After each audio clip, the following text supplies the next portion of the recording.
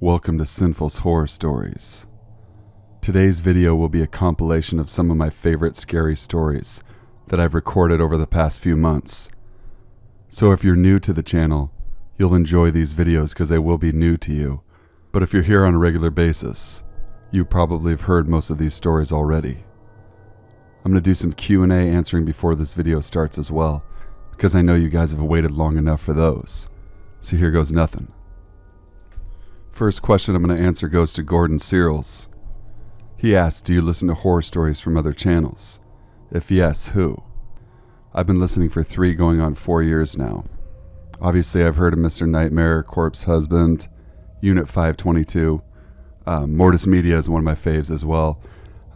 I've worked with several narrators. I've worked with Killer Orange Cat, who's a great guy, great human being. Mortis Media is a good friend of mine. He's an incredible guy to work with. Unit 522 was a pleasure. I've worked with him 2 or 3 different times. I worked with King Spook one time as well. King Spook, to be absolutely honest, is probably my number 1. Unit 522 is, I would say, my number 2. Mortis is my number 3. And the list kind of goes Lazy, Masquerade from there.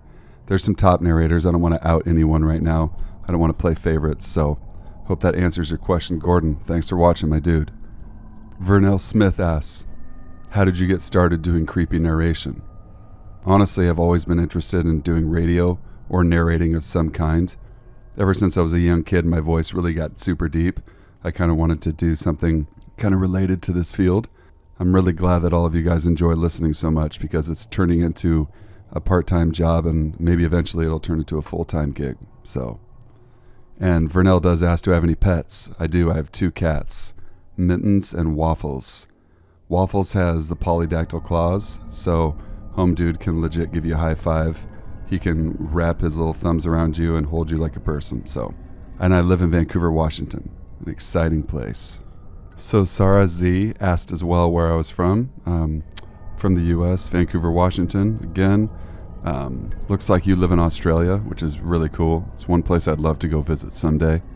I love your guys' accents too. So shout out to you. Thank you for watching. Next one, just scrolling down here. M. Lee QS asks, have I been drawn to these type of stories and why? I've always honestly enjoyed true crime. Serial killer cases are always kind of fascinating to see the science behind things and how they're solved. I honestly just enjoy a good scare, so I like to put myself into situations in my mind. Basically, what would I do if somebody broke into my house? How would I react? How would I respond in that moment of truth? So I've always been interested in that side of it as well. Next question. How I came up with Sinful's Horror Stories. Originally, if you guys have been listening long enough, it was the Sinful Savant. I wanted to go with a name that was edgy and also kind of different. When you think about sinful, you think about living a life of sin, living a life of excess, kind of pushing close to the edge with what you do and how you live, doing dark shit, basically stuff like that. And then a savant, on the other hand, is a well-spoken, well-read, highly intelligent person that is well-versed in the ways of the world. So I kind of combine those two. To be honest, the only reason I changed my name from Savant to Horror Stories with the Sinful was because I thought it would get more action on the YouTube. So thought maybe more people would respond and relate to it. Next question. I promise we'll get to the compilation here shortly. I know in the comment section you guys have really been wanting to know more about me. So next question. Jack Linney 32 asks, have I done a face reveal? I have not done a face reveal on my YouTube in actual video, but if you follow me on Instagram and Twitter under Sinful's Horror Stories, which is Instagram's handle, and then on my Twitter, I'm at Sinful Savant. You can see several pictures of me there, so check that out. Laura Metheny asks, are you really that sinful? I'd have to say yes, I am very sinful. Shit, I am sinful, right? I'm the guy. I'm the one you call sinful. So I try to live a good, just life, but sinning is good too. We're all human. So Laura, thanks for always watching. I know you've been supporting the channel for 3 years now, so much love there. Next one. Hold on. Nicholas Ducharme asks, what's your favorite type of horror story? Favorite type of horror story for me has to be either home invasion or deep woods. Anything outdoors can be extra spooky and extra creepy. So thanks, brother. If you want to share what your favorite type of horror story is, drop that comment in the comment section below. Next one. Little James Girl asks, what advice do you have for aspiring narrators? To be honest, just be yourself. Try to find a way that you can narrate that is comfortable and in a way that suits you and your voice and your personality. The way I narrate, I just try to kind of go slow, steady, methodical with my narration. I change my voice a little bit to sound a little more kind of just dark and creepy, but honestly, it's just all personal preference. I would say find stories that you enjoy narrating, find a topic or find a theme for your channel, and then go with it. If you don't enjoy doing it and it doesn't give you some sort of feeling of joy and I would say accomplishment, then don't even bother. If you're just coming up, just keep narrating. The more videos you put out, the more subscribers you will get. It's just a numbers game, honestly.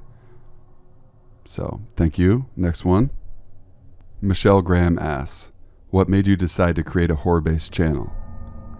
To be honest, I love listening to horror stories, the true scary vibe. I really just wanted to make a few extra bucks, and it's something that I always wanted to do, which is read and narrate. A lot of people told me growing up that maybe I had a good voice for narrating, radio, or maybe even singing, so I figured why not do something totally different. Haunted Girl asks, have you ever lived in, been to, or experienced anything paranormal? I honestly have to say no. I've been lucky enough in that respect. I've never had any issue with the paranormal, never been witness to any of it, so I would consider myself lucky because obviously demons, paranormal entities, they all do exist. Where there is good, there is evil. So, next question from Haunted Girl. Would you ever do an interview with someone that could verbally share some of the most scary and unexplainable paranormal tales with you, and then you could narrate them? That sounds like a great idea, to be honest with you. Let's maybe connect on this further and email back and forth, and let's put some ideas together for a video. I like that. Next one. Looks like the most asked question is, what is one true scary thing that has happened to me, or what is the most horrifying story or experience I have to share? To answer that question, you're going to have to wait for the next video. Be sure to like this video, comment, share, subscribe for more, and enjoy this compilation of some of the scariest stories I've ever narrated. Let's begin. This story takes place in England. My name is Eric. I'm a 25-year-old male. One evening I was scrolling through my Facebook when a woman called Anya messaged me saying hello. I didn't know who she was, and I usually don't reply to strangers, but she was pretty attractive, so I thought, why not? And I decided to message her back saying hi. Some time had passed and we ended up talking all night. We got along so well. She was very nice and seemed to be into the same things as I was. I'm a metalhead and into dark gothic stuff, and she was the same. That same night she asked me if I wanted to go to her house. That same night she asked me if I wanted to go to her house the next night to listen to music and watch some movies, just hang out and that sort of stuff. It seemed very sudden, I know, but I thought we got along so well. I don't have anything planned and she was only 20 minutes drive away. We traded phone numbers and then the following night I got myself ready and drove to her address. The house she lived in was out in the country and a little further than I had anticipated. When I finally arrived, I saw the home. It was a big country house from the outside and was very beautiful, to be honest. I also noticed there were 3 cars in the driveway. I thought that was odd because she told me she lived alone, but maybe she just owned more cars. I messaged Anya letting her know that I had arrived. She replied telling me to just come in and go upstairs and proceed into the bedroom. That was strange that she wouldn't just meet me at the door. When I entered the house, the place was so dark it hadn't been cleaned or maintained in years. Had a weird, unpleasant old smell. I then proceeded to head upstairs, the old creaky, dusty stairs. I spoke out saying, "Anya, "Where are you?" A voice called out from one of the rooms saying, "In here." The voice sounded older than I expected. It was more like an elderly lady. I entered one of the bedrooms from where the voice came from. I was horrified from what I saw next. Standing in front of me was a naked old lady who looked like she had blood smeared all over her, and two men standing next to her wearing black robes and cow skulls on their head, some kind of mask. My heart stopped. I was in pure shock and I couldn't breathe. The lady stepped to the side and she revealed a goat whose throat had been slit and drained of blood. She spoke and said, "You're our next sacrifice to the Lord Satan himself." The two men began to approach me.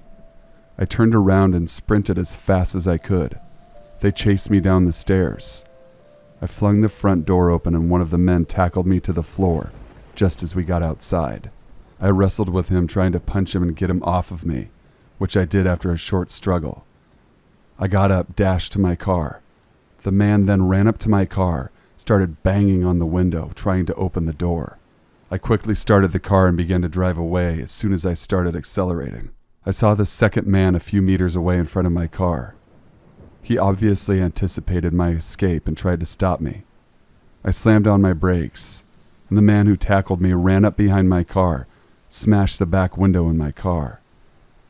At that point, I just slammed on the accelerator and hit the guy who was trying to block my way, running him over. I had no choice otherwise. My life would have been over. I drove as fast as I could home.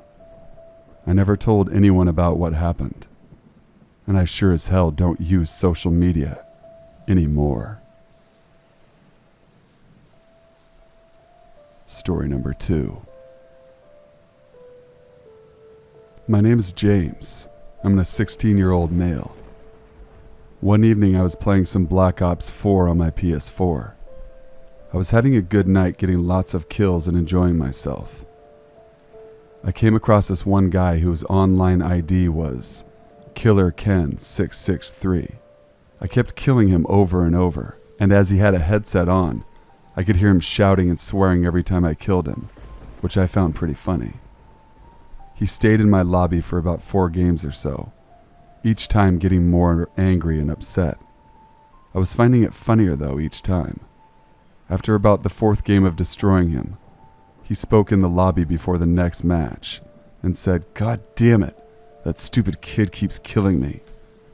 I sat there laughing, but all that changed when the next words he spoke were, "I bet you find this really funny, don't you, James?" I immediately stopped laughing and my heart sank. My eyes opened wide. I was so shocked. How did he know my name? It's not possible. My online ID is COD122. There's no way he could know my real name. Immediately I left the lobby. I sat there at my desk for a few moments, pretty freaked out. I took a breath and calmed down a bit. I thought maybe he meant someone else, and I was getting confused with another guy called James in the lobby or something, and it was just a coincidence. About 5 minutes passed and I carried on playing and tried to forget about it. I was starting to enjoy playing again. In the game I was playing, I noticed in the kills feed, it said Killer Ken 663 connected. I was thinking, no way, not this guy again. I was still pretty weirded out, so I left the match. After finding another lobby, I was waiting for the game to start, and once again Killer Ken 663 popped up. I quickly left and went to look for a new game this time. Before I even searched for the game, I was the only one in the game that he joined. I sat there in complete and utter fear. He got on his mic and said, "Fucking die in hell, James, and I'm going to be the one to send you there." I instantly backed out and was scared as hell. What is wrong with this psycho? I blocked him, thinking he must have just kept joining by going on recent players, annoyed with myself as that was the first thing I should have thought to do. I decided to stop playing that night as I was frightened by this crazy man threatening me. The next day when I turned on my PlayStation, I received a message. It was him, Killer Ken 663. The message read, "See you soon, James." This was 3 weeks ago. I haven't had any other incidences with this guy since, and I certainly hope it stays that way. I'm a female whose name is Allison. This story happened when I was 17. I was walking home late one night after finishing my shift at the store I work at. After about 5 minutes of walking, a car pulled up beside me. It was a police car. I thought I was in some kind of trouble. A policeman then got out of the car and said, "Can I give you a lift home?" I wouldn't usually get into a stranger's car, but as it was a policeman, I assumed it would be safe. And the neighborhood I lived in at the time wasn't the nicest, and had a high crime rate. I took him up on his offer, got in his car, gave my address, and then he started driving. He was very overweight, had a mustache and a mole on his left cheek.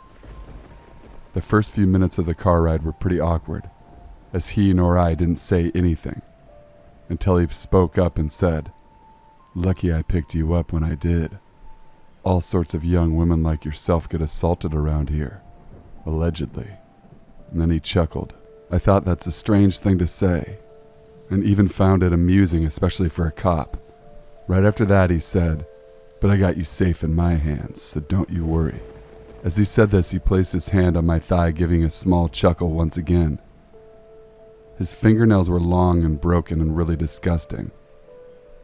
I awkwardly smiled and chuckled with him. I was feeling very uncomfortable at this point. He removed his hand and put it back on the steering wheel. I just looked outside the window, regretting my decision to get into his car. A few moments go by until he spoke again. "Do you work out? Those are some nice firm legs you have." To which I replied, Sometimes when I can." He said nothing, just carried on driving. At this point I noticed we had been driving longer than we should have. I didn't say anything as I was too nervous and thought maybe he was just taking a different route than usual to my house. He then said, "Must be tiring." I replied with a slight stutter, "What's tiring?" A short pause before he said, "To work out and have nice firm legs like that. I think you need a nice rub down." At this point I was really freaked out and thought my life was now in danger. I then tried to pull my phone out of my bag to call my boyfriend, but as soon as I put my hand in my bag he screamed, "Don't even think about it." He snatched my bag and threw it out the window. I was thinking I'm going to be killed, and I started to cry. He then proceeded to pull into a secluded parking lot and park the car. I was too scared to move. He just sat there, looking down at the steering wheel, breathing heavily. Then he got out of the car and opened up the trunk. I quickly jumped across the driver's side seat and flung the door open. The man rushed back from the trunk and was there to intercept me. He grabbed my arm and tried to pull me back into the car. I bit his hand as hard as I could and screamed, "Let go!" I ran away as fast as I could, not looking back. I heard his car start and the tires screech, driving off fast. I ran and hid in a nearby forest. I hid for what felt like hours, till I could see the distant headlights of the police car patrolling the area. Thankfully, he gave up and never found me, and eventually drove off. I gathered up some courage and ran all the way home. I only told my parents and boyfriend about the incident. I don't trust the police anymore, and certainly don't walk home alone at night. This happened just a few hours ago at 2 a.m.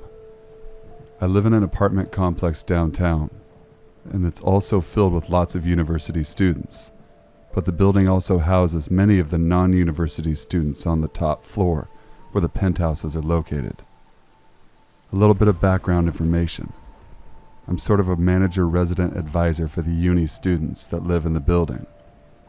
There are 3 of us, and someone is on call every night with a central on-call phone to deal with any issues that students may have. I woke up at 2:20 a.m. to someone knocking on my door. I use knocking loosely here, as a person was kicking, pounding, and body slamming my door while trying to use the keypad to key in over and over again.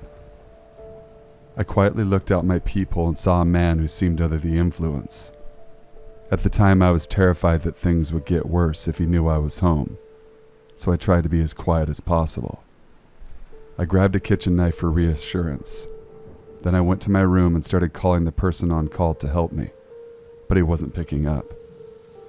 I called the person above him and told them the situation, but they weren't sure what to do and thought maybe we had to call the city police.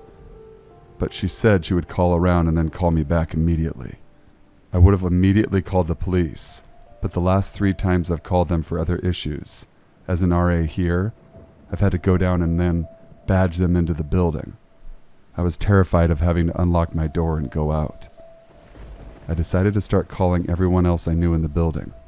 Number 1, to get someone to see what the fuck was going on from the other side.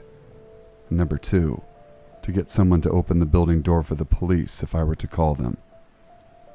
I called my friends and the other community manager RAs, my supervisor, but no one was picking up. The person on area duty finally calls me back and says the higher-ups just want to have an extra set of eyes on the situation. But she doesn't have a car, so she wants me to wait until she can call an Uber. I'm terrified at this point and go back into my living room and see that the bottom left corner of my door has been kicked in, and the only thing keeping it from opening is the deadbolt. It's 2:52 a.m. now, and the guy's pounding and trying to key in stops. So I look out my peephole and see one of my residents down the hall talking to this guy for 5 minutes before leaving in the elevator. I wait a minute or two and then come out of my apartment to go knock on the RA's door. He told me he was just about to write me a note because he thought I was probably inside terrified. He apparently came out because the pounding was so loud, reverberating, that he thought someone was at his door. The guy was trying to get into his girlfriend's apartment and didn't have his phone on him. Additionally, the passcode his girlfriend gave him wasn't working. My resident let him borrow his phone to call his girlfriend. Turns out she's directly a floor above me. The resident was always a super nice guy and gave me his number in case anything ever happens in the future. I take a look at my door and it's almost falling off the bottom 2 hinges. Considering this went on for 40 minutes, I can see why my door is in such bad shape. But also, who does this? Even if you're drunk and you thought it was your girlfriend's apartment, why would you try to break down the door to get in? The RA manager on duty finally comes over to my apartment at 3 a.m. after duty finally got in touch with them. I filled them in and we went upstairs to talk to this guy. The girlfriend opens the door, asks us what we want, and after asking to talk to her boyfriend, she's pretty adamant about not wanting to wake him up because he's tired. Okay. I show her the photos of the damage and she's pretty upset, so she tries waking him up to no avail, but we were pretty clear that we weren't leaving until we got to talk to him. He finally gets up and apologizes because he had the wrong door. I showed him the photos and he denies that he caused the damage, saying he only knocked softly. His girlfriend in the back seemed pretty upset and disappointed in him, and he snapped at her saying, "Well, what was I supposed to do? I didn't have my phone and you didn't pick up earlier." Apparently they just moved in on Sunday, and he didn't remember where the room was. The person on duty and I asked to see his ID, and asked if we could take a picture, which he agreed to. We left and I filed a maintenance request for the door, wrote an email to my boss and the leasing manager, and also called the police to file the report. The police came. I let them into my building, showed them the damage and explained everything. They said it was probably an honest mistake and just gave me a case number to give to the leasing manager so that they can bill for potential damage.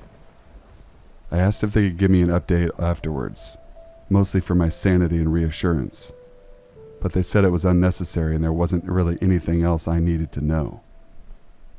It was a terrifying experience and I'm glad I'm alive, because I thought I was honestly going to die. This had me pretty shook, and I usually would have been up at 2 in the morning, but I'm trying to go to sleep earlier, because I'm taking the MCAT on Saturday. I'm trying to do some last-minute studying while I wait for someone to come fix my door. In retrospect, I'm pretty worried for the girlfriend upstairs, because the guy wasn't exhibiting normal behavior, even for someone that's intoxicated.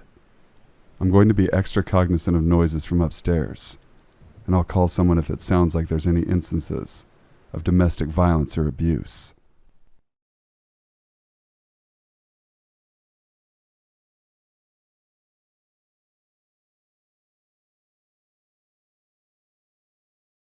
My name is Mark and I'm 58 years old, and this story happened 20 years ago.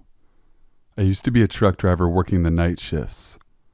I did that for about 7 years and enjoyed it for the most part. The pay was good and I liked the quiet time that I got to myself. One night I was driving listening to the radio and drinking coffee like I usually do.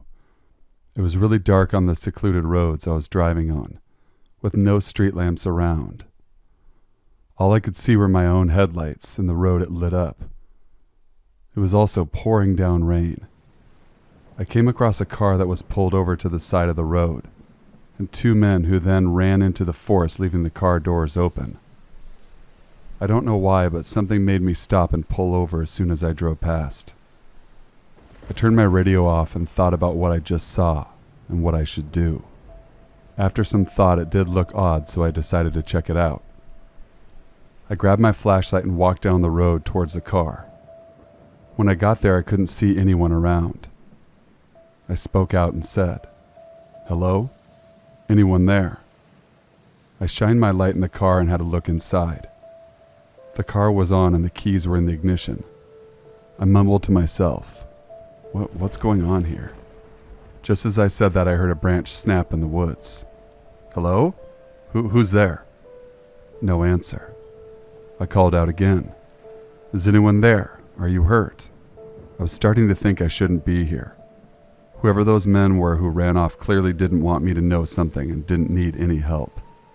I turned around, about to jog back to my truck, when I heard a bump. I stopped and listened. I heard it again.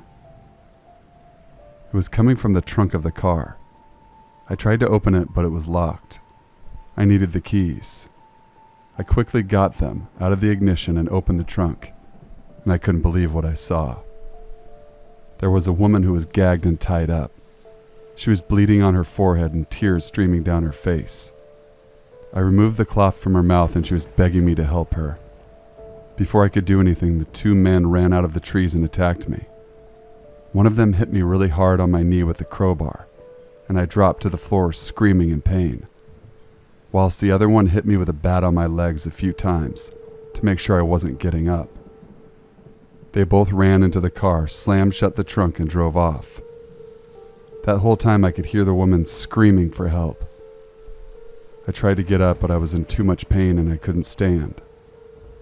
I managed to crawl back inside my truck and radio for help. I told police what happened. That woman was never seen again. Story number 2. I was driving home one night, as I had not seen my family for 2 weeks.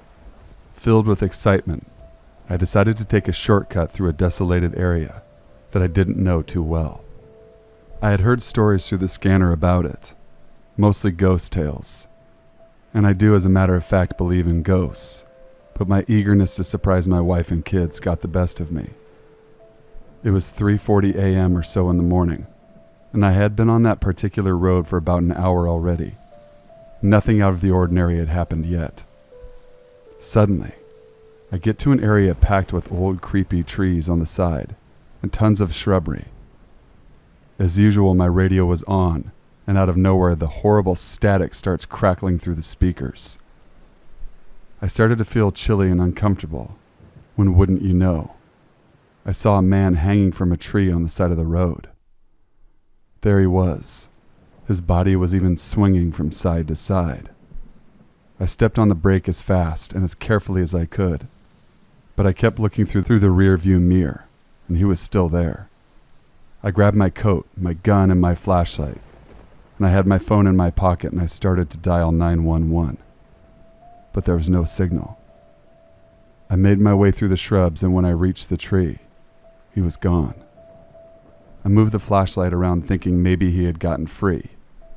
I went back to my truck, looked back, and there he was again, hanging like I had seen him before. After this, let's just say I didn't take any shortcuts anymore. Story number 3. My friend and I stopped at some shady truck stop off Interstate 37 going towards Corpus Christi, Texas. He fell asleep as usual, and I'm not gonna lie, I was about to pass out too. I finally decided to pull over and I fell asleep, when a little while later we heard a loud bang on the side of the cab that startled us. We woke up immediately to find this large lizard-like creature with red glowing eyes and sharp-looking teeth staring back at us. No, it wasn't the creature from the movie Jeepers Creepers, and you don't have to believe me, but we both know what we saw that night. It stood there I don't know how many minutes just looking at us. Nothing else. After that, it flew over the cab and took off in the dark of night. Story number 4. During the summer of 2005 and 2006, around 2 a.m. driving back from Rushville, Illinois. About northeast of the town, there's a rural area filled with cornfields and woods. My father was driving and I was in the passenger seat when my dad suddenly taps my shoulder, points out the window, tells me to look. About 300 yards out or so, there's a large object flying a few hundred feet away from the ground, smoothly and constantly passing us. It looked like it had either 1 or 2 levels, rows of lights that went along the side and bright, large rectangle windows with rounded corners spewing out white lights. It made no sound and it flew straight. Did not rotate and had no blinking or flashing lights of any kind, indicating that it could be some sort of small plane or traditional aircraft. It kept flying straight forward and disappeared in the distance. I turned to my dad and we both looked at each other and said, "That was interesting." We proceeded to continue driving home with no further incident. Story number 5. Many years ago, I was on a shift called Meet and Turn. This is where the driver that is domiciled out of the city will drive a load halfway to its destination, while the other driver that meets him halfway and brings the load where it needs to be delivered. I had been doing runs like these for several months, and I found out that I had to meet on point an hour before the other driver arrived. It was a dark and empty lot around 3:30 a.m., so since there was still some time to kill, I decided to close my eyes and take a short nap. About 10 minutes into my nap, I was awakened by a barking dog. I tried to ignore it, but the bark carried on for several minutes and grew louder and closer. At this point, it became clear that he's either trying to alert me of something, or he's just being a pain in the butt. I sat up and looked out my window, and what I saw left me motionless. Standing there, inches on the other side of the glass, was a man around 35 years of age. He was a large fellow, and he was barking at me. His eyes were crazy, and he was even frothing a little from his mouth. The sheer creepiness struck me, and gently, without making any sudden movements, I reached down and started my truck slowly, started to pull away.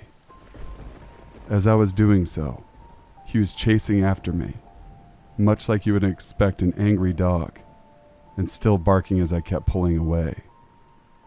Needless to say, I don't take naps on the job anymore. Story number 6. I used to drive between San Francisco and Cheyenne, Wyoming, a lot of times. It's about a 16 to 20 hour drive depending on the weather. My second time driving that route, I was driving at night, when suddenly my truck starts to make this odd grinding noise. It sounded like I had run over something and it got stuck. It was 2 a.m. I pulled up to a very well-lit rest stop and waked my buddy up, who had been sleeping the whole time. As we both make our way out of the vehicle, I started to explain to him the situation about the grinding noise. When we started to hear what sounded like a child crying, there's not a car in sight beside ours. At the same time, we had heard frequent stories about child trafficking and kidnappings nearby, so we decided to check it out. We grabbed our flashlights and made our way towards the bathrooms, since the noise was coming from there. As we got closer, we realized it was coming from the woman's bathroom, It's a low, dull sobbing, and we were prepared for the worst. We walked in expecting to see someone brutally beaten or worse. We see nothing but only hear the sound. It is still there, but there's no one there. It's completely empty. We turn the lights on and still nothing. We checked each stall just to make sure and nothing. We even looked exactly where the noise was coming from and again, nothing. Is it a hidden camera? A speaker? What the fuck? My buddy sees a small window and opens it, and the noise deceased. We stood there for a few seconds and the window slammed shut on its own. Crying begins again. We were out of the bathroom in seconds as we ran towards the truck, and you could still hear the crying. Of course, the grinding noise is still there. So this time I pull up to another rest stop some miles away, where we checked underneath. We saw some sort of red and silver metal stuck right in there. We couldn't take it out. A few days later, I took it to a mechanic buddy of mine, and he told me that the piece of scrap metal that was stuck was part of a kid's bicycle. I don't know if this is somehow related to our experience, but it was one of those moments for me that I will never forget. My name is Ryan, and this is my true scary story. Now, I never really believed in ghosts or demons before. I mean, yeah, sure, I believe people when they said things, but it's just hard to believe something you've never seen before. When I was 19, I stayed the night at my ex's place on the couch by myself in a house built in the 1920s. Now, my ex had said the house she lived in was haunted and things would move around on their own. That's all I ever really heard from her until I experienced it firsthand. Now, to give you an idea of the room layout, you walk into the house. On the left there are stairs going up, and to the right there is a couch facing away from the stairs. Now, when I'm laying on the couch, you cannot see the stairs, but you can hear when someone comes down them for sure. And that couch is where I was sleeping. One night when I was sleeping peacefully, at about 4 a.m, something woke me up. I heard footsteps walking down the stairs. I simply thought someone was walking down to the living room, but when I looked up, there was no one. I chalked it up to my imagination or something, and then went back to sleep. About a week later, the same thing happened again. I woke up at 4 a.m, and I heard footsteps. But this time I heard whispering. But it wasn't your average whispering. The best way I could describe it would be 10 voices whispering nonsense all at the same time. At this moment, I froze with fear. I felt like I couldn't do anything except throw my blanket over my head and hide. I heard the steps creaking closer and closer to the couch. But then as fast as the voices came, they stopped. I finally gathered up enough courage to look behind the couch and at the stairs. But lo and behold, when I looked, there was nothing there. About another week after the second incident, as I fell asleep, I had convinced myself that what had happened the previous weeks had just been myself dreaming. But I know now I had just been telling myself that just so I'd be able to sleep. I honestly should have just taken the hint. After falling asleep just for a few hours, I had awoken to myself standing at the edge of the couch, looking up the dark stairs. At the top there was a black figure, blacker than black, that struck fear into my heart and soul. It gives me chills just talking about it right now. My eyes are starting to water up. It was like staring into hatred, evilness, and everything that was not good. It was like a cloud of evil. I couldn't move and I couldn't scream. As the apparition moved closer towards me, the stairs creaked. At that moment, I thought it would never end, and I opened my eyes, and I was lying on the couch where I had fallen asleep. But that wasn't the worst part. I opened my eyes and I was frozen. I wasn't able to move, unable to scream, unable to do anything. I can still hear the footsteps coming closer towards the couch from the stairs. Whispering started and got louder and louder, and I can hear the footsteps coming closer. Fear is running through my entire body. Whatever this thing is, was now right behind the couch. Then some sort of black hand reached over and grabbed my shoulder. As soon as this happened, I was able to move again. I didn't care about anything at that point. I screamed and yelled and ran and woke up everybody in the house. As I started talking to the parents and my ex, they told me that their house was haunted, and what I had experienced was experienced by her entire family, and that explains why none of her relatives ever come over to the house to stay the night.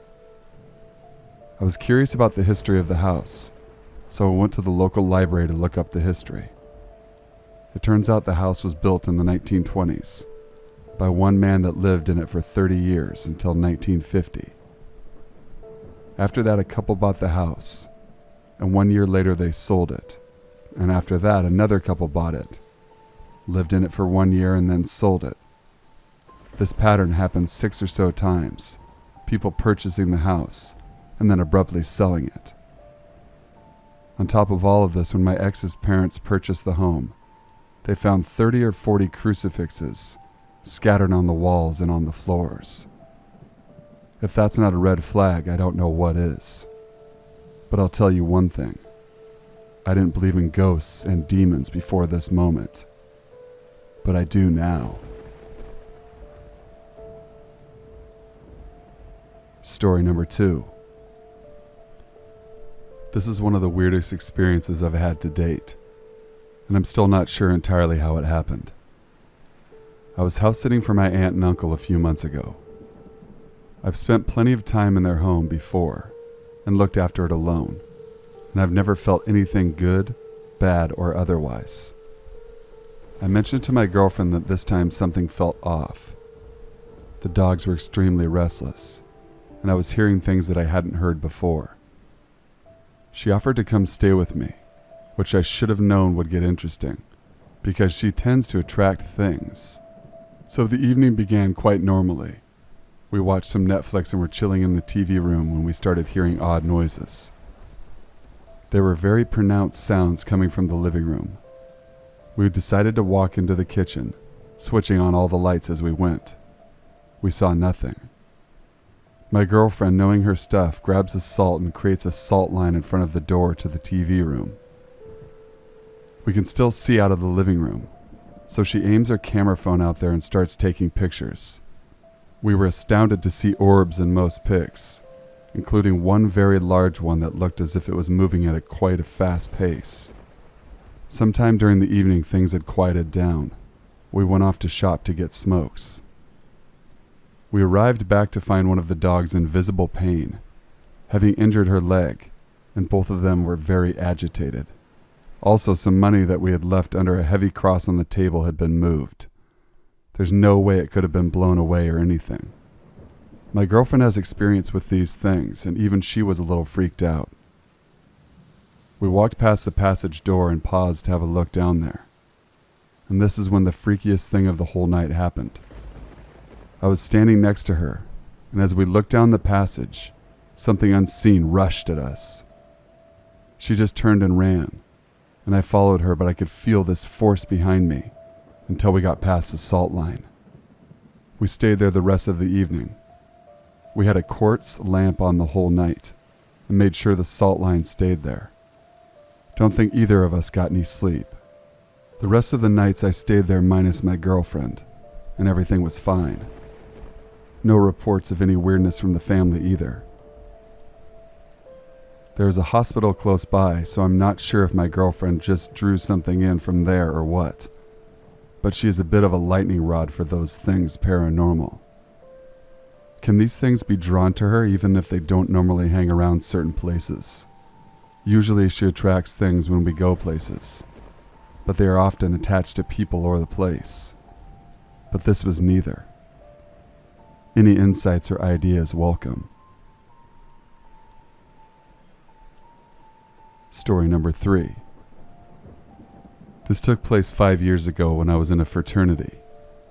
The fraternity house was built sometime in the early mid-1800s, around 1850 I think. It was all white with tall 2-story columns and wood paneling. It was added onto in the 1970s to house the increased number of people living there. Anyway, the original house and property used to be a plantation. It had a rock wall surrounding the lawn. I'm not sure if it was original from the plantation days or added after, but it was in total despair, as if not even a wall anymore, just a line of piled rocks around the place. The house itself had a parlor with a piano in it to the left, a library to the right, and a fireplace in the center facing the library, with a staircase attached when you walked in. There were 5 bedrooms upstairs, and another bedroom and apartment-type area downstairs, near the back of the house, that our house dad lived in, but was probably a servant's quarters originally. We knew for certain that there had been 1 death in the home, and possibly a second. The property owner's son put a shotgun in his mouth and killed himself in the parlor when they still owned the property. This was 90 years before it became a frat house, around 1940. Now that you have some idea what this house looks like, I'll get to the story. It was final weeks at the end of the semester. When anybody had to study, they generally used the library at the front of the house, as it was away from the bedrooms and somewhat quiet. It was a 12-foot by 12-foot room, the walls lined with old smelly yellow-paged books, and it had a round table with 4 chairs in the middle of the room. I was pulling an all-nighter with one other kid, Teddy, and nobody else in the house was awake. Not the original part of the house anyway. I would be able to hear the floors creak, and the walls were thin enough to hear conversations in rooms upstairs from downstairs. I was sitting in the chair with my back to the window and facing the fireplace that you pass when you walk in. The mantle of the fireplace had a few candles on it and maybe a fake plant in the center. Teddy says he's going to get his cigarettes from his dorm room and leaves, so I go back to studying on my own. I look up and I see this 1 candle on the fireplace mantle moving back and forth like a metronome. The base of the candle was firmly planted on the mantle's beam, but the candlestick itself was just moving back and forth. Not like swinging, but it would lean to one side and rest, and then begin to slowly move back over to the other side and repeat. Perplexed, I got up and stood in front of the candle and watched as it did this. The candle was a foot in front of my face. I'm thinking there must be a window open, so I go around the room and check that all the windows and doors are shut, and return to the candle once more. Then I think that it must be rolling around the rim of the candle holder, sort of how you can move a straw around in an empty cup. But it wasn't rolling around the edge. It just went from leaning one side, slowly standing upright, and then leaning to the other side at a 45-degree angle. So I'm standing there just staring at this thing when Teddy comes walking down the hall, asking if I'm ready to smoke. I look at him and then back at the candle. It's upright again and not moving. I asked him if he saw it, and he said he only saw me staring at the mantle as he was coming down the hall. I still haven't found an answer as to how the candle could move like that, but I didn't want to go around talking about it and get made fun of. I did casually ask around if anything has ever happened to anyone else in that house, and I only got 2 answers. The first was that sometimes people heard the piano playing music when no one was in the parlor, and the second was from the president of the fraternity.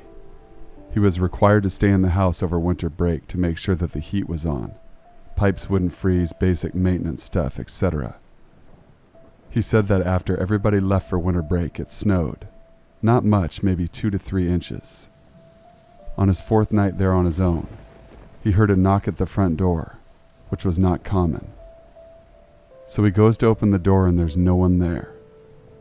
Except there's footprints in the snow leading up to the door, and no footprints leading away. He said he grabbed his bags and left and didn't go back until the rest of the students started showing up for spring semester. Have you ever been in a position where you found yourself questioning everything you once believed to be true? Perhaps it was something political or religious, or perhaps someone you trusted did something to greatly undermine that trust. Maybe someone close to you turned out to be a monster. When I was in high school, my father began what he referred to as a project in our basement. He He didn't specify what this project was exactly, only that it was strictly for business, and whatever happened down there was to be kept confidential. It would be off limits to everyone but himself. He even went so far as to have the basement walls soundproofed. Admittedly, I found it odd that his job would demand that level of secrecy. Otherwise, I didn't give it too much thought. Some of my friends at school were into all sorts of kinky and bizarre pornography, namely shock videos like 2 Girls, 1 Cup. It wasn't uncommon to spend time on obscene porn sites in order to find such ridiculous bullshit.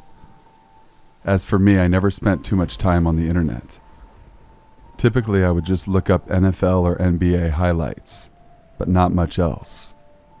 Social media websites never appealed to me, and certainly not at all the weird shit my friends often looked up.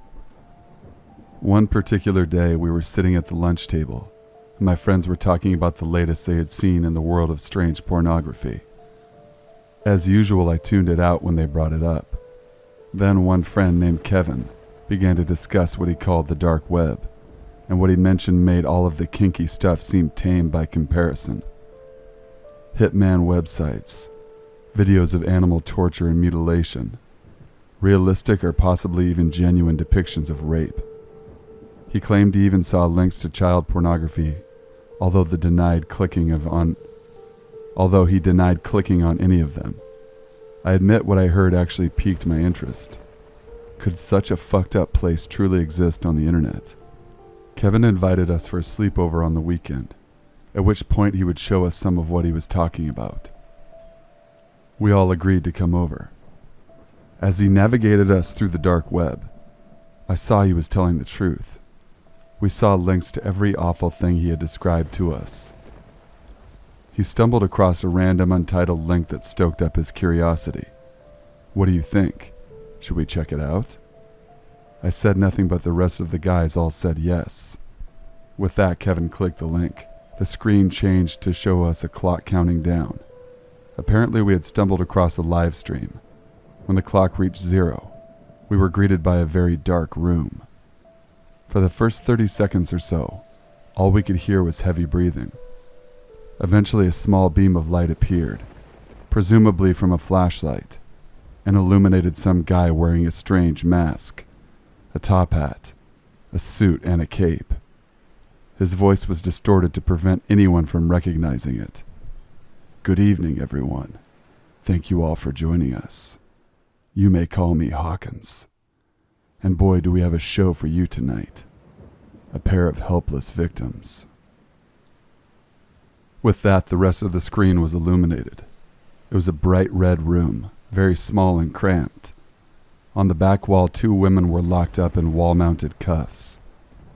Both were completely nude, one of them obese and the other one very fit. It looked like some stereotypical dungeon in a horror film. As I would soon discover, this was not a movie. Hawkins approached the obese woman. Oh, you are one ugly, disgusting bitch. Ugly bitches like you don't deserve to share the world with the pretty ones. He glanced at the other more attractive woman. Am I right? He asked. She said nothing.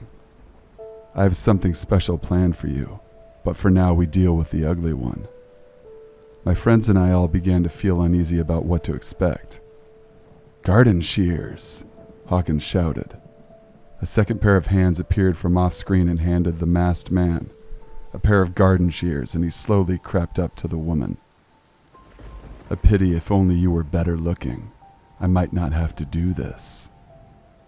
Suddenly he opened up the shears and began cutting into the woman's breasts, leading to a deafening scream from her, and shocked gasps from me and my friends, one of whom started to vomit.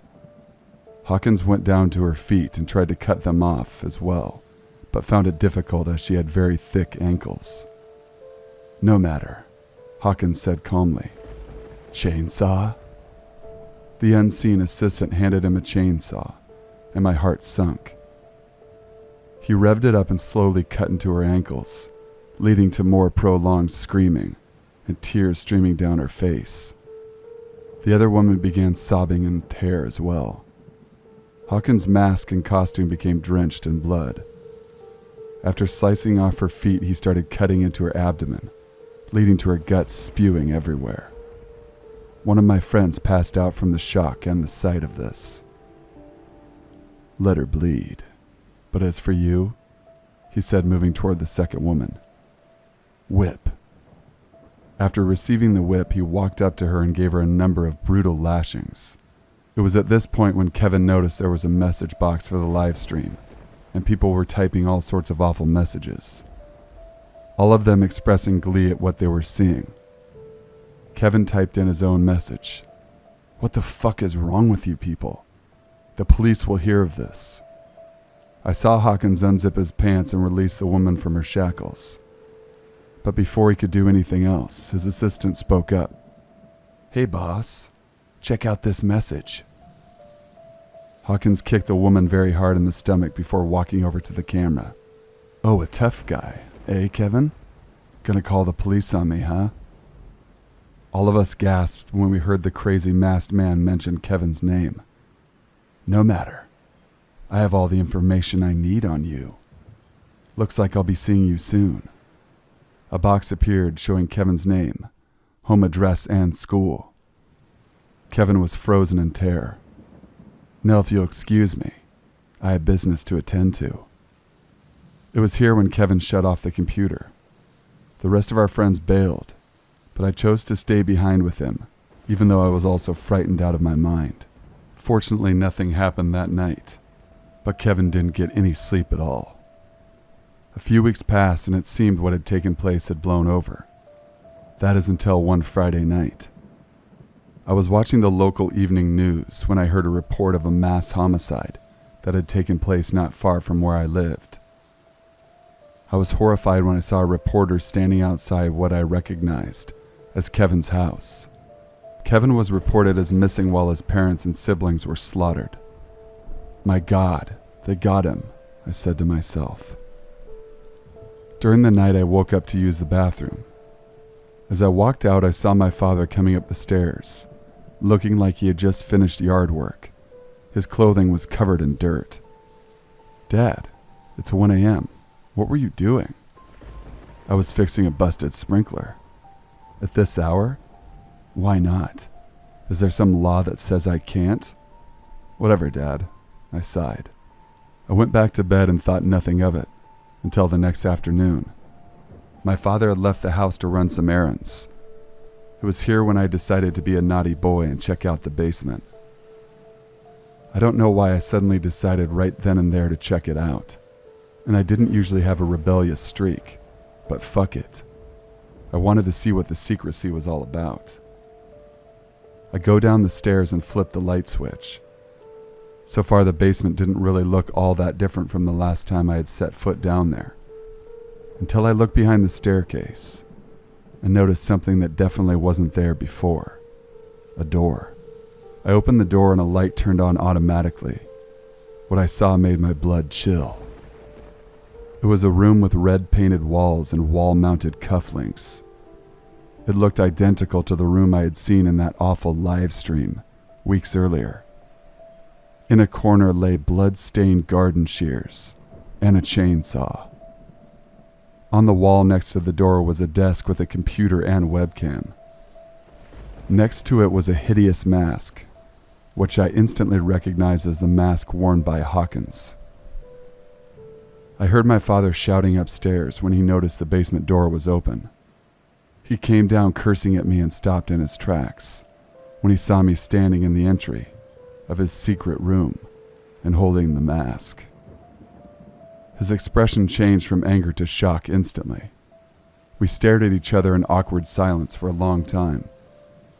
That was until he broke down sobbing uncontrollably. I walked over and kicked him in the face and gut, then walked upstairs to call the police.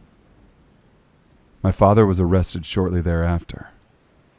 He had soundproofed the walls to prevent the possibility of anyone's screams from being heard.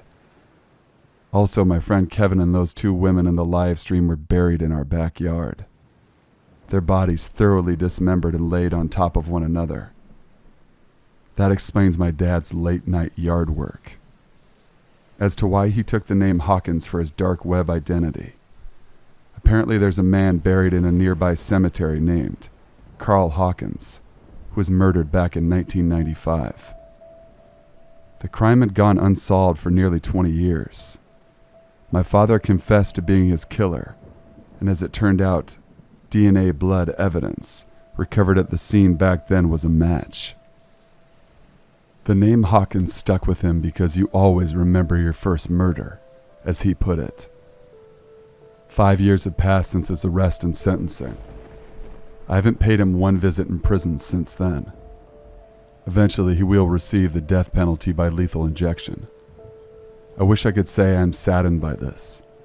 He's still my father after all, but I'm not. I can't believe the man who raised me turned out to be such a vile monster. I always believed him to be a principled and honored man. Obviously, this is no longer the case. And now I'm left to wonder whether he passed on some kind of bad seed to me, and whether I too will one day snap and become the same kind of monster. Story number 2. A Reddit user who shared the story that happened to one of his friends in July 2015. His friend is a regular deep web user, and he would buy loads of things like stolen Apple products and drugs. One fine day, like usual, he ordered drugs from the deep web. Not from his usual seller, but a new one. He asked the seller to deliver the drugs in a movie case or something that his mom wouldn't notice. One of his biggest mistakes that he didn't realize until what happened next. The package arrived, but to his surprise, inside it there was a bit of paper that read, "Something has happened. If I were to send it to you, it could be traced back to me, and we would both be caught. Meet me at the elementary school at 7. We will just do it in person." He went there by telling his mom he was staying at his friend's home, and his friend wanted him to take a knife if things went south. He reached the school and noticed a man in a Jeep with plates covered in duct tape. He got down to get the drugs and left in his car after paying him. To his surprise, he could see the man's car following him, till he reached his neighborhood. So to shake him off and leading him to his house, which would be a bad idea, he made some random turns, and when he felt like he lost his tail, he pulled into the garage. But the serious incident happened that night. He could hear the sound of a car engine. 2 men were seated in the same car that followed him. The driver was a drug dealer. The second one had messed up hair, a trashy shirt, and while it was hard to see, my friend could almost make out a scar from a massive burn on the side of his neck. He was watching them from the window, and the second one often looked out the window he was standing, and he lost his cool. Now he didn't care about the consequences, and called the police after moving away from the window. The police asked him to grab a weapon to defend himself. Finally, he could see a figure coming out of his mom's room with a knife in his hand. With full force, he was charging towards him after shutting the door behind him, but he grabbed a pot and hit him on his head. After turning on the light, he noticed it was the second guy from the car, stabbed him in the shoulder with the knife he dropped. Then in a few minutes he could hear the police siren. Both men were arrested. The Reddit user said, "My friend's mom was killed. Her throat had been slit and she had 23 stab wounds and duct tape covering her mouth." The user was charged with possession of drugs and lost his mom because of his actions. He would never buy drugs from the deep web again. Story number 3. A real deep web story was written by the Persona Fanboy, which was the experience of a deep web user. When he was browsing the deep web on his laptop using Tor, he clicked on one of the nameless hidden wiki links. He came across a website that contained nothing but a picture of a wall. He saw a man wearing a mask emerging from the wall and greeting him. "Hey there." Thinking this was a prank video, I just kept watching. After a while of me just staring at the screen, he began to speak again. "Aren't you going to speak?" he asked. I proceeded to type on the keyboard. "Not the keyboard, speak," he said. At this point I was a bit frightened. "Who are you?" I asked. "I'm your friend," he proceeded to say. At this point, I'm scared. My face is full of terror. I begin to start showing my fright. "Come on, friend. Don't give me that scared face," he said. This is when I got extremely frightened. "Just 1 second, my friend. I will get your address so I can talk to you in real life." He proceeded to type on his computer. Frantic, I tried to close the window down and get out of the video. "That won't work," the man said. Before he had time to track my address, I got a screwdriver, removed the back and battery from my laptop. It's been some time now and he hasn't come. He didn't have enough time to get my address. Or did he?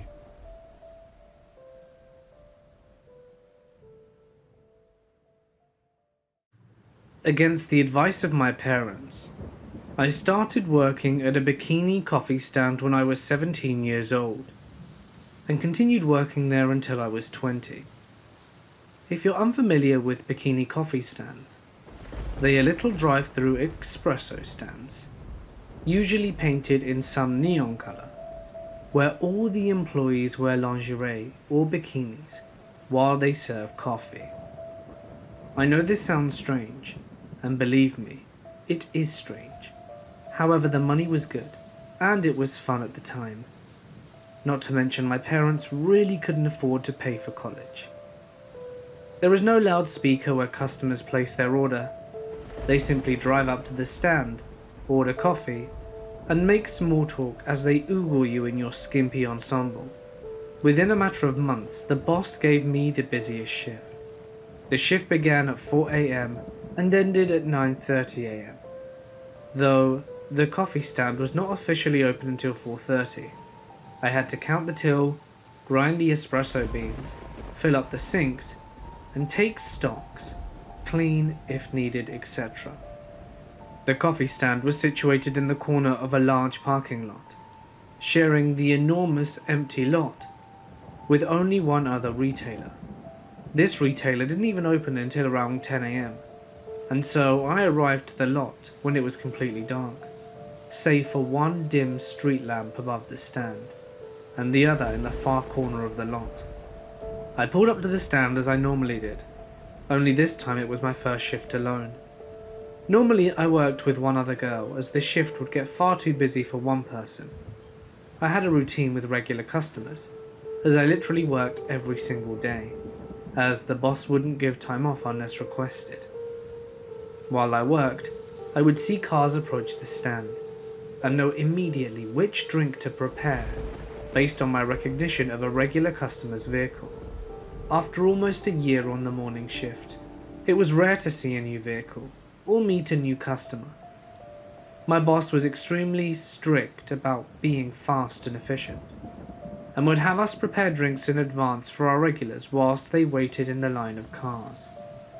My boss was so strict that for the first 6 months of my working there, he would watch constantly on his camera system and call me on the business phone to scream at me for lack of efficiency. After this, I became so fast at preparing drinks, I decided he guessed he would save money by having me work alone in the very early morning hours. So, like normal, I approached the stand and punched in the access code. I went inside and turned on some music right away to keep myself company. The street lamp directly above the coffee stand had burnt out a few days before, so it was rather dark outside. Coupled with the tinted sliding windows of the coffee stand and the knowledge that I was completely alone, I felt a little creeped out, though not nearly as creeped out and terrified as I would be in a few minutes. Even though the stand was technically open at 4:30, I wouldn't expect my first customer until about 4:45. I usually arrived at 4, but since it was my first shift alone, I came in at 3:30 to give myself enough time to complete all of the opening tasks. My first customer was always Dave. He drove a red sports car and ordered a double cappuccino heavy on the foam. He worked for the local Boeing plant and would brag about his high-ranking job in between awkward remarks about my body.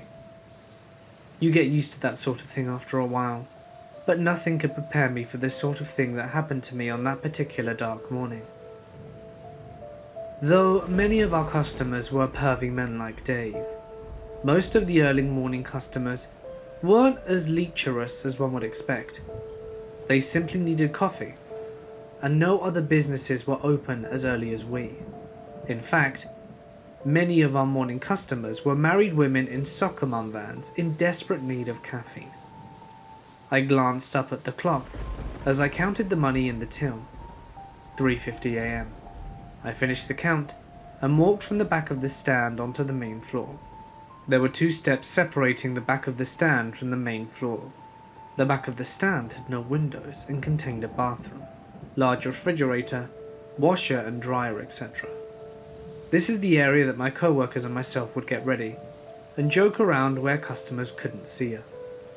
As soon as we walked onto the main floor where customers could see us, uniform was required. Lingerie or bikini as well as heels. That morning I was wearing a matching pink lingerie set with knit stockings. The lingerie fully covered my breasts and buttocks and provided more coverage than a typical bikini that you would see at a beach. I counted all of the syrup bottles. I opened the fridge and took stock inside. I turned on the espresso grinder and robotically poured in a bag of espresso beans. I started filling up the large commercial sink with soapy water, and the music played softly on the stereo. Then I heard it over the noise of the faucet, coffee grinder and the music. I wasn't sure I heard anything at first, so I just ignored it.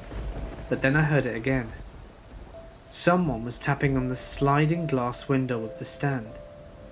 I wiped off my wet hands and grabbed my cell phone. 4:15. We weren't open for another 15 minutes. I checked the light switches to make sure I didn't accidentally flip on the open sign. Along with the open sign, the stand was equipped with bright floodlights to illuminate the presence of the stand. Due to the sheer darkness of the morning, I had contemplated turning the floodlights on when I first arrived, but was strictly forbidden from doing so until the stand was open. Without the floodlights on, and through the tinted glass, I could not see who was on the other side. I stood there staring at the window. Maybe it's just Dave, I rationalized to myself. I could hear my heart thumping in my ears. The tapping had definitely grown louder. I picked up the business phone and punched in my boss's number, as he had an extensive camera system complete with night vision, and could see in real time both inside and outside the stand. At the very least, he could tell me who was outside. The phone rang and no answer, so I flipped on the floodlights, walked over to the window, and saw the man, now illuminated by the bright lights. His head was pressed up against the glass, hands cupped around his eyes as he tried to see in. I jumped back. "Hi," he yelled through the glass. "Can I get some coffee?" "We aren't open for another 15 minutes, I'm afraid, and my boss will be mad if I open early." "Oh well, I can wait." The man then walked away from the window and stepped back into a small black Honda. I continued my opening duties, warily eyeing the black Honda. At the time, I felt a false sense of security, lulled into the daily routine of my shift. However, this was different. At 4:30, I dutifully turned on the open sign and watched as the man in the black Honda drove up to the window. He was wearing a dark red baseball cap, a thermal shirt, and plaid pajama pants. I opened the sliding window. "Hi, sorry about that. What can I get for you this morning?" I said, trying to sound as normal as possible. The man looked at me for what felt like an eternity. "What I want doesn't appear to be on the menu," he said, not looking up from my crotch. "Okay, so I know what you're thinking. What did I expect working in this profession? Gentlemen?" I brushed his comment aside with a laugh. "We have a great white chocolate mocha." I looked around frantically. Where the hell was the usual morning guy Dave? I silently prayed another customer would pull up behind this guy. He looked away and stared at his steering wheel. "I want you to be my maid." "Excuse me?" I said, not sure if I heard him correctly. "I want you to be my maid. I want you to come over to my house wearing a maid costume with nothing underneath." I want to watch you, and if you don't clean correctly, I'm going to do whatever I want to you." He paused and gripped his steering wheel tightly. "I am not a nice guy." He looked up at me and smiled. Until that point in my life, I had never seen a truly sinister smile before. I slammed the long service window shut, ran to the back of the stand, hyperventilating at this point. I picked up the phone and called my boss repeatedly, with no answer, and I stood on the steps and peered out the window. The black Honda was gone, replaced with the familiar red of Dave's sports car. I never thought I would be happy to see pervy Dave, but here I was rushing to the service window to tell him what happened. I opened the window, all the while frantically relaying the story. Dave just laughed and muttered something about the guy dreaming. He told me I was being paranoid and the guy just had no filter. For some reason, this put me at ease. Dave reached his hand out the window to place a $5 bill in my tip jar. He tipped this amount each morning. "Wow," he exclaimed. "You just opened and your tip jar is already full. I know you make coffee, but it's not that great." "Huh?" I said, slamming the register shut. The tip jar rested on the outside window ledge, so customers could reach it. I had made a habit of leaving it outside in between customers, as it could get very busy. I leaned over and looked into the metal canister. Inside the tip jar was a long white envelope that appeared to be stuffed into its capacity. My stomach turned, as I knew it would be from the guy in the black Honda. "Dave," I said cautiously, "it's from the guy I just told you about. I'm not opening that." Dave sipped his cappuccino and suddenly his goofy demeanor turned serious. "You're right. Let me open it. I have gloves." It was late fall and rather cold. Dave put on his gloves in a dramatic manner, laughed about my paranoia, and proceeded to step out of his car, and he took the envelope out of the tip jar and opened it. "Holy shit," he said, his eyes widening. He held up a stack of $20 bills held together by a rubber band. On the back of the stack was a folded up piece of paper. He unfolded the paper and began reading it. His eyes grew wilder. His hands were shaking ever so slightly. What does it say?" He simply said, "Get dressed and call the police." I snatched the note from him, his jaw slightly agape. The note was laden with spelling errors and looked like it had been written by a child. Oddly, there were rather long words that were attempted but spelt incorrectly. It said some very deranged things. There are some things too sick to mention here, but I will relay the basic message as best I can recall. Some things you just never forget, even if you want to. "You will come to my house. When you arrive, I will examine you thoroughly. And I will tie you to the post, and you will be punished for what you do. Every inch of your body will be bruised and sore. Afterwards, I will untie you and use you in every way possible." Just to mention, he used a different term, but it is extremely graphic and includes the word hogtied. "You can scream, but no one will hear you. This is your first payment. Upon reading this note and taking this money, you have agreed to follow through. If you do not follow through, you are stealing, and you will be punished more severely than if you cooperated to this initial agreement. You will clean every inch of my house. There will be no more mistakes, or more punishment will follow." I got dressed and called the police and my boss, who finally answered. The police arrived, and I went to the station to explain in detail what happened. I handed them the note along with the money for evidence. The female police officer nonchalantly told me I should probably quit my job, that this behavior was to be expected from their customers, and I told them that I had never experienced anything like this before. My boss reviewed the outside videotape footage, and the footage showed the man standing outside the coffee stand, just staring inside.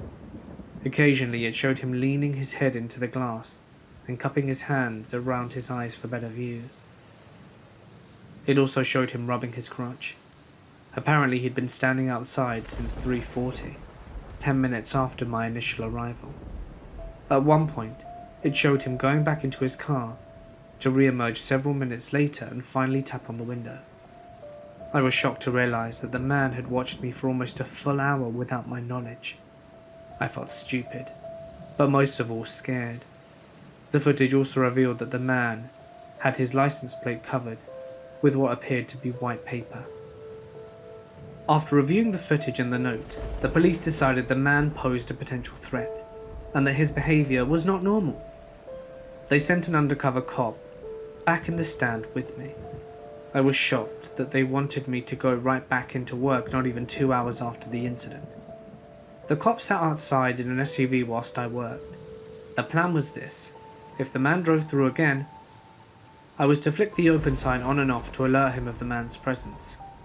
I worked serving all of my regular customers, trying my best to pretend nothing happened. I was told not to recall the incident to any one of my co-workers or customers that morning, in case they knew the man and warned him of police involvement. The man did not return that day, but he did return. Little did I know this would be the beginning of a year-long nightmare. The stalking continued for a while, roughly a year. The stalker left endless creepy gifts for me both at work and at my place of residence, all of which he signed off on as Turner. It got to the point where I couldn't prove it was him, because it would often be sent by a courier or a third party. He continued to come to the stand, and at one point he even promised to leave me alone. My co-worker was there, and we actually managed to have a very brief discussion in which he apologised and agreed that his behaviour was inappropriate. However, he resumed just days later. The police were of no help, and kept insisting that it would all go away if I just quit my job. I had his license plates, and he was out of state, and vehicle description, but apparently the car wasn't even registered. Despite taking a leave of absence, the stalking continued. I didn't want to quit my job, as this was shortly after the recession. My mum, a sole provider for a family of 5, had lost her job, so I wanted to chip in and help her so that we wouldn't lose the house. Other bikini stands in the area were not hiring, due to being embroiled in prostitution scandals, all of which were heavily covered by the national media. You have no idea how hard it was, and maybe still is, to get a normal job after having worked as a bikini barista. Employers don't like it on your history all that much. The few of the scariest experiences included being assaulted at an ice freezer outside the coffee stand. Thankfully he didn't physically harm me, just grabbed and touched me inappropriately. Turner coming through the drive-thru completely naked and jacking off in a pair of women's underwear. Another incident occurred when my friend gave me a joint a customer had left me on her shift.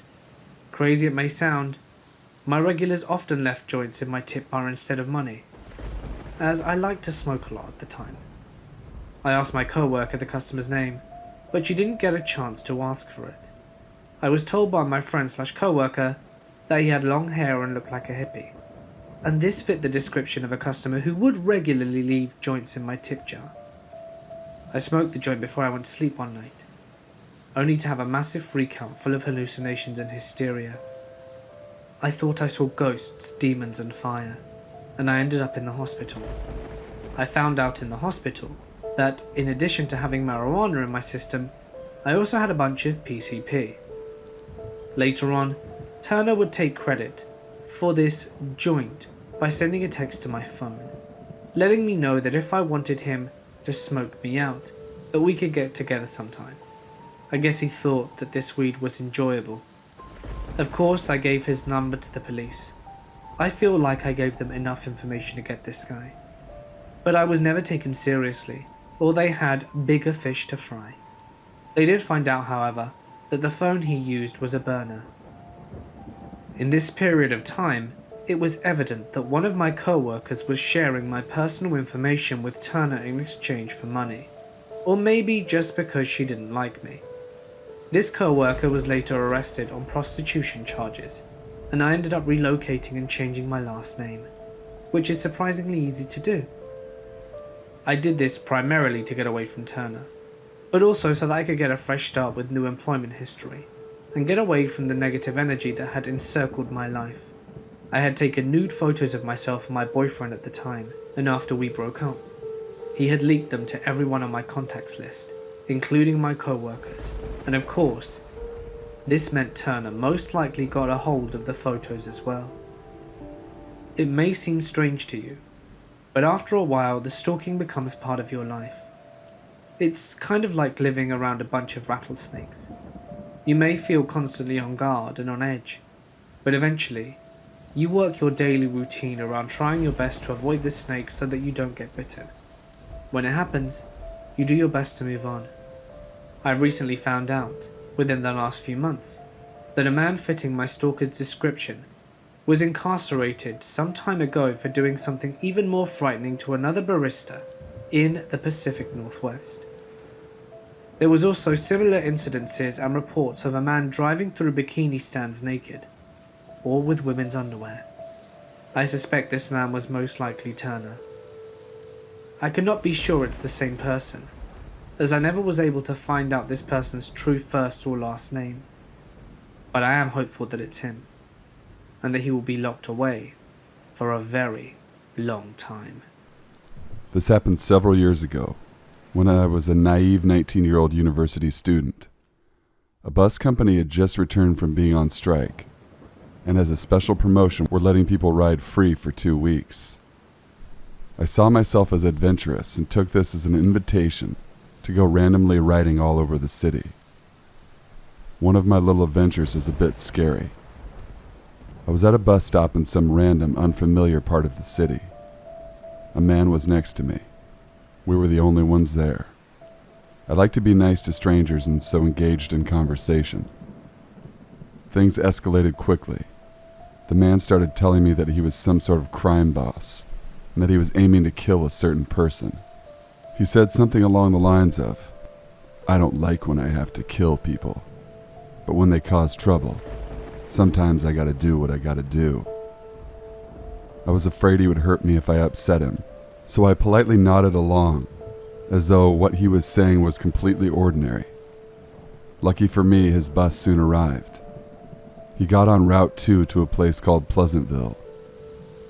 To this day, I don't know if he was a legitimate gang member or just delusional. I'm not sure what part of the city I was in, nor do I know if he killed his intended target or anybody else. But to this day, I avoid Route 2 to Pleasantville. So like one person before me said, they never thought about their bus driver until someone wrote about it. Well, the same thing happened to me. The thing is that this bus driver wasn't a school driver, rather an inner city bus driver, if that makes sense. So I was going to math instructions when I was 16, and they were in a different part of town. It would take me an hour by foot to get back to my apartment, so instead I opted for a 15-minute bus ride. I had been taking buses to my math instructor for a few times now, so I knew that the bus I was supposed to take was a 14. However, this particular day, I missed the 14 and got on to 14B. The 14B takes a detour as it is covering a portion of the outside city area. I didn't know that. I wanted to ask him where the bus would be going, but he seemed to be in a rush and just signaled me to climb in and stop asking. There was no one behind me, so I could have easily hopped off, but I was in a bit of a hurry, so I unfortunately got on and sat in the middle. I noticed immediately that the bus didn't take a turn for the city center, but rather for the hills, which I never even knew existed. So the bus is slowly getting empty, and I'm listening to my music, but I noticed the driver's occasional glances in the mirror towards me.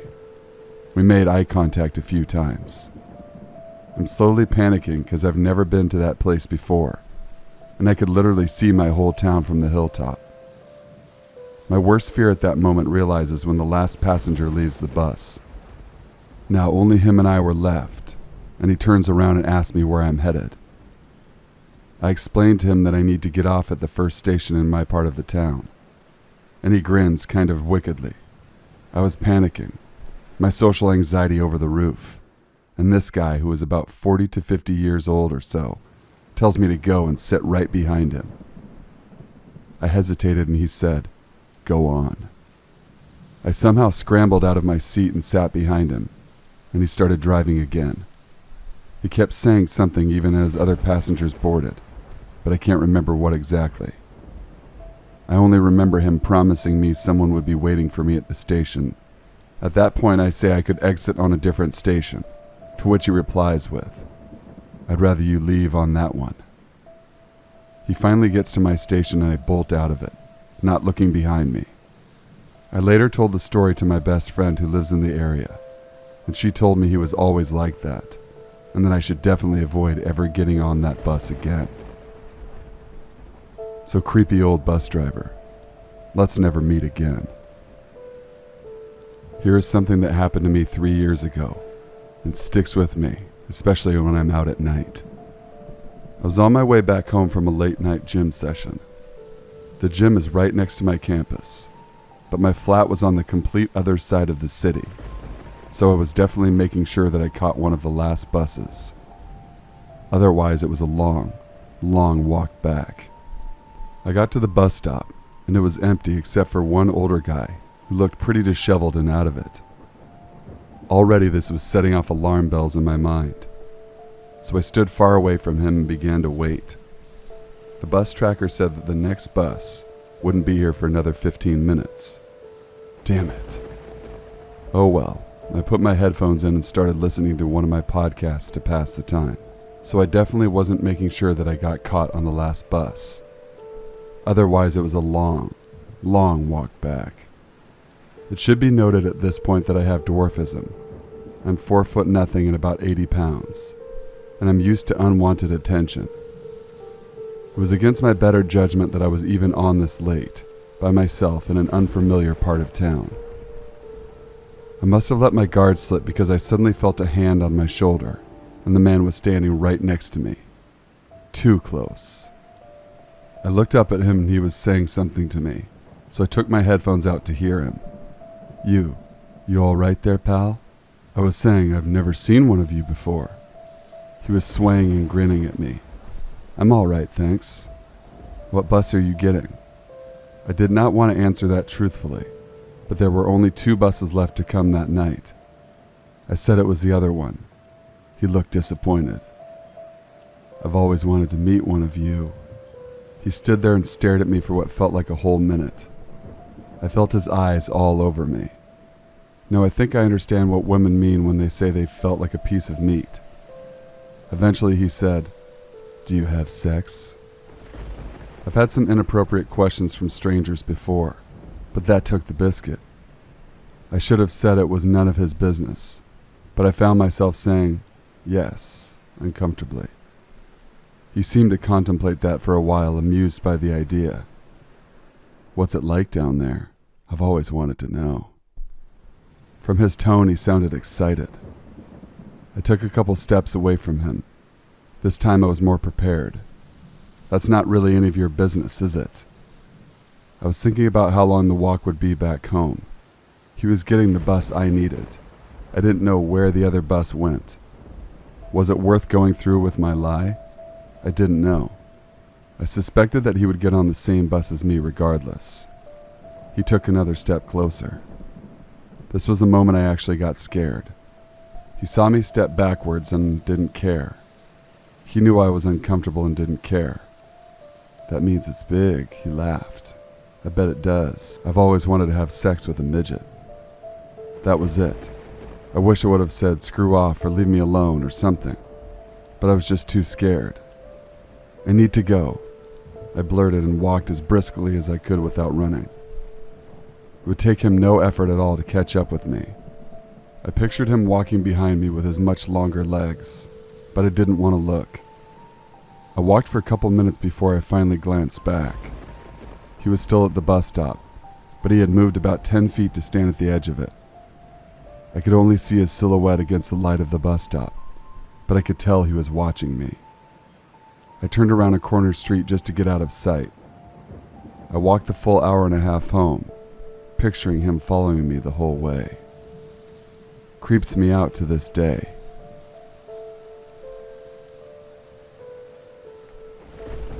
During university, I had a whole slew of creepy encounters. This has stuck with me the most. It started during my first class. One day a group of us were walking together along campus, and slowly members began branching off. It ended up as just myself and a guy who I was not inclined to befriend. Only knew his name, but I didn't want to be rude and not keep walking along with him. He asked me where I'm going, and I tell him I normally take a nap between classes and was going into my dorm. He asks if he can see my suite. Normally this would be a no-brainer red flag, but my particular building was renowned for being fancy, and others frequently asked to see inside of it. I say sure, not wanting to be mean and thinking this guy will take a quick look around and give the typical jealous comments and then leave. We go inside and I show him the basics, doing so in a way that we ended up back at the entrance of the suite. This whole time he's not saying much, and I'm only announcing things dryly, so I was confident when I said a quick, "It's pretty nice, see you around," that he was going to take to leave. I turned around and went to my room. I did not show him any rooms or say where anyone stayed. A few moments later, as I'm sitting my stuff down, I turn around, and there he is in the doorway. He's silent. I did not say anything because I did not want to invite him in. I wanted him to go. I just look at him, then start picking up stuff and moving it around, trying to look busy. He slowly walks a couple steps into the room and asks, "Have you done the coursework yet?" I told him no. By this time I assume he is trying to hang out, and tell him again that I'm planning on napping. He doesn't even skip a beat and says, "That's okay. I can watch you sleep and help you with it after." A smile, no tone, then silence again. I immediately tell him he needs to leave and follow him until he's gone out the locking doors, and I know he can't follow me back in. I told a lot of our friends about this, and they were heavily creeped out and made a point not to leave us alone again, ever. We finished the year out and I haven't thought about this guy in a long time. I did not know anything about him at all, and I still only knew his name. Flash forward a year and some change to the next summer, when I'm taking a bus ride home from a different part of campus. We get to one of the points where the bus stops and waits until a certain time, before it can leave again, and everyone else that had been on the bus gets off at this stop. At this point, the driver starts talking to me, asking a lot of questions. I did not think anything weird at first, and answered what I thought were idle chat questions. So which apartments are you in? And what classes are you taking? Then, as more and more questions just kept coming, I started to feel uneasy with his mannerisms and became extremely vague in my answers. I still don't know if he was always intending to tell me this, but when he stopped peppering me with questions, he began spilling a story of how his son was in my math classes the previous year, and he knew all about me. He then started giving me a lot of family details. It's at this point that I realized his son is the guy who wanted to watch me sleep. All the details fit, but I had to know for sure, so I asked if his son is called Name. He smiles yes. He then mentioned how he would like to start riding bikes with me, and would I ride bikes with him and his son. I was gathering my stuff by this point and had decided to get off the bus.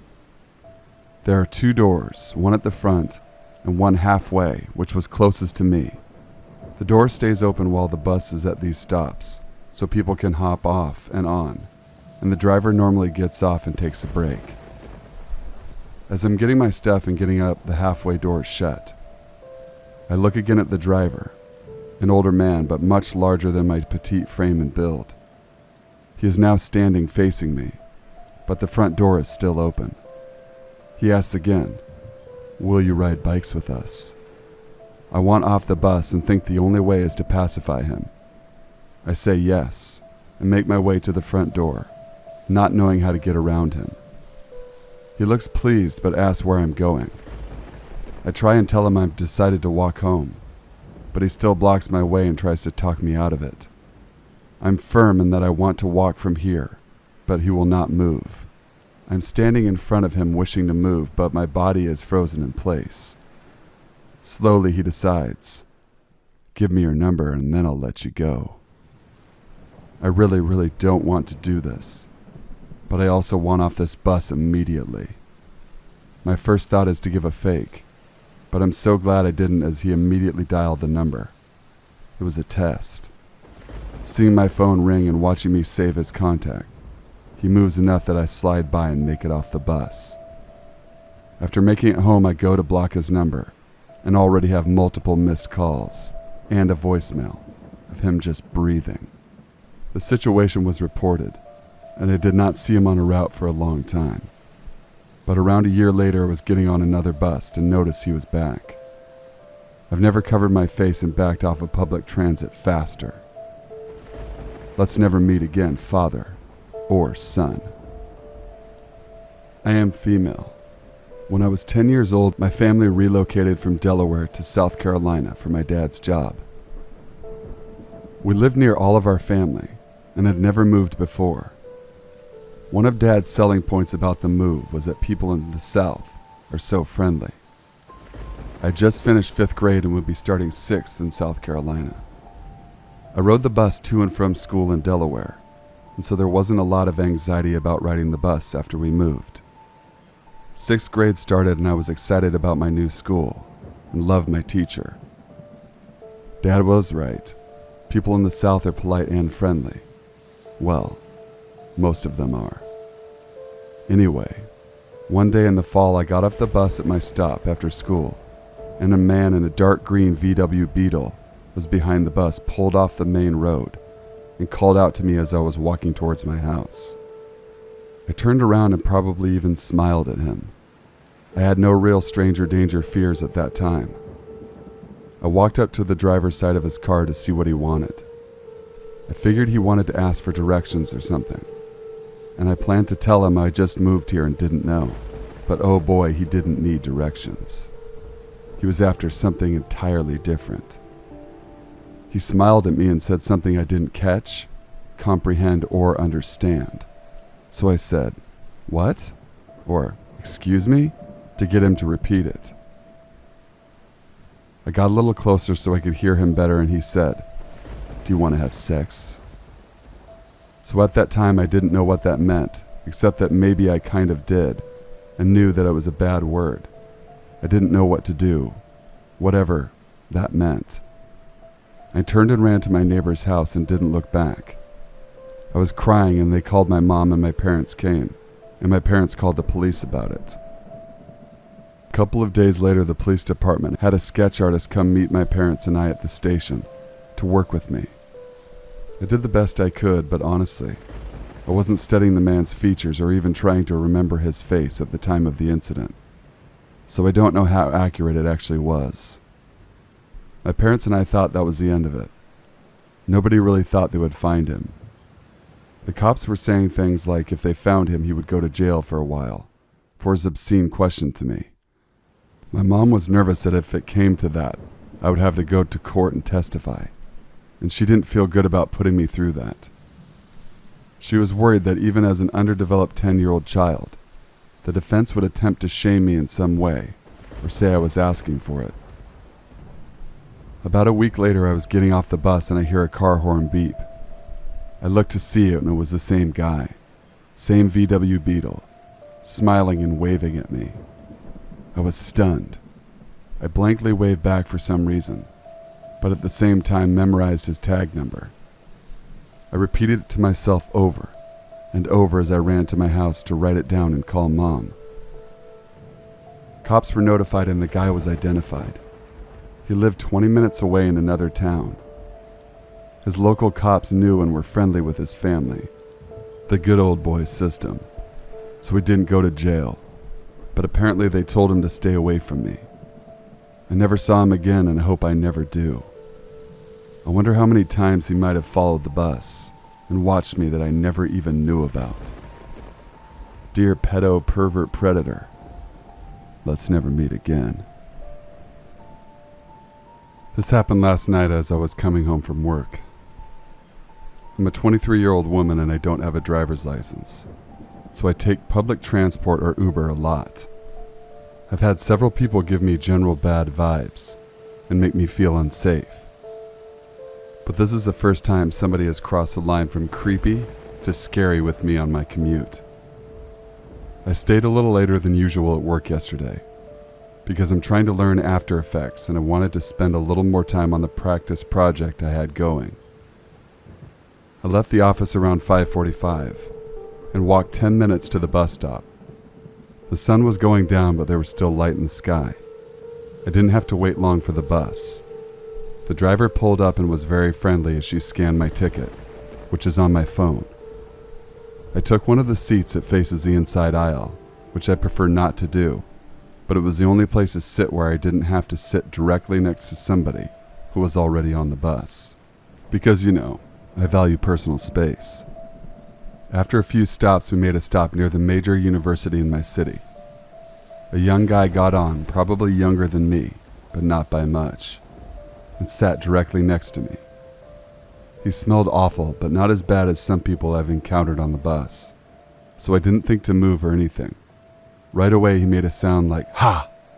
and I thought he was going to comment on the music in my headphones, but he didn't. He looked at my phone.